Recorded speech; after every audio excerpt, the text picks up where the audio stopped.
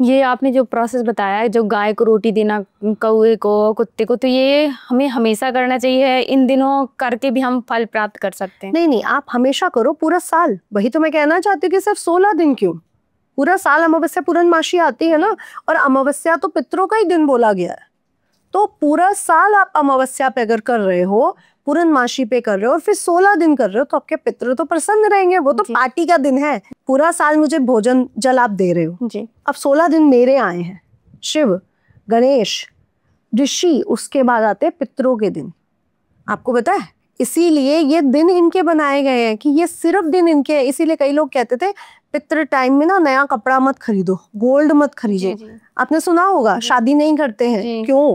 क्योंकि हमारे पितरों को खुशी, अगर हम लोग खुश हैं और हम उनके लिए कुछ नहीं कर रहे तो वो हमें हर्ट हो जाएंगे हमसे। जी, और बोलते हैं कि इन दिनों कुछ ज्यादा मत करो, डांस मत करो, म्यूजिक तेज मत चलाओ, क्योंकि हमारे आस-पास है। डरा के नहीं रखने चाहिए, लाइक कि कुछ से हमें लिमिटेशन होती है कुछ करने के लिए। राइट। आपके पितृ उसी घर में आपके आसपास है।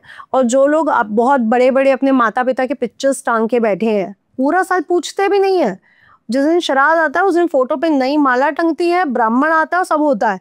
मैं कहती हूँ सबसे बड़ी गलत है, पितरों का पिक्चर अपने घर में कम से कम लगाइए, क्योंकि पितरों का जगह कौन सा है? आपके द्वार के गेट के बाहर की जगह है पितरों की, और लोगों ने ड्राइंग रूम, बेडरूम सजाए हुए अपने पितरों की फोटोओं से। तो ये कितना गलत है। पितर आपके घर के लिए नहीं बने, आपके घर के लिए सिर्फ और सिर्फ आप और आपकी संतानें बनी है। अच्छा, आपने देखा होगा साउथ इंडिया में या पहले घरों में दहलीज को ना ऊंचा रखा जाता। जी जी। क्यों ऊंचा रखा जाता था? क्योंकि दहलीज के बाहर की जगह पितर है और दहलीज के अंदर हमारी कुल देवी का वास होता है। इसीलिए शाम को या सूरज उगते समय या डूबते समय दहलीज पे खड़ा करने को मना करते हैं।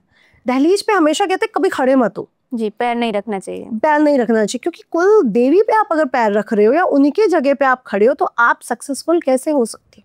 इसलिए इन बातों का ध्यान रखने को कहा जाता था कि पितृपक्ष में डांस मत करो, म्यूजिक मत चलाओ, शादी मत करो, ज्यादा एंजॉयमेंट मत करो, मेकअप का सामान मत खरीदो, क्योंकि पितृ क्या देख रहे हैं, अरे ये लोग तो खुश है, हमारा ध्यान ही नहीं रख रहे, तो वो हर्ट होंगे। और हर्ट होंगे तो आपको श्राप ही मिलेगा, आशीर्वाद नहीं मिल सकता। इसलिए उनको प्रसन्न करें और उनसे आशीर्वाद दें। उनसे ये ना मांगे कि हमें पैसा दो और हमें संतान दो, ये नहीं मांगना चाहिए पितरों से। पितरों से सिर्फ आशीर्वाद लें कि हमारा घर धन्य दान से भरा रहे और आप हमारे घर में हर कृपा को आने दें, क्योंकि वो तो गेट पे खड़े हैं, वो तो कुल देवी को भी रोक देंगे। और लोग आज कुल देवी से क्यों लोग आज इतना परेशान हैं? क्योंकि लोगों को कुल देवी ही नहीं पता है। जी, लोगों को दहलीज का वैल्यू ही नहीं पता है। लोगों को अग्नि देवता, जल देवता, किसी की वैल्यू ही खत्म होती जा रही है, इसीलिए सबसे ज्यादा परेशान। पहले के लोग इतने खुश थे क्योंकि वो सारे रिचुअल्स करते थे। जैसे हमारा भोजन जरूरी है, हमारा स्नान जरूरी है, हमारा वस्त्र जरूरी है, हमारा ऑफिस फोन जरूरी है, वैसे वो भी तो रिचुअल जरूरी है। जी। आप कहीं जाते हो, मेकअप करते हो, तैयार होते हो, तैयार होके जाते हो, ऐसे तो नाइट सूट में उठ के चले नहीं जाते हो, तो प्रोसेस है ना एक। जी, तो उनके साथ भी एक रिचुअल, एक प्रोसेस जुड़ा है जिसका ध्यान हमें रखना चाहिए। जी।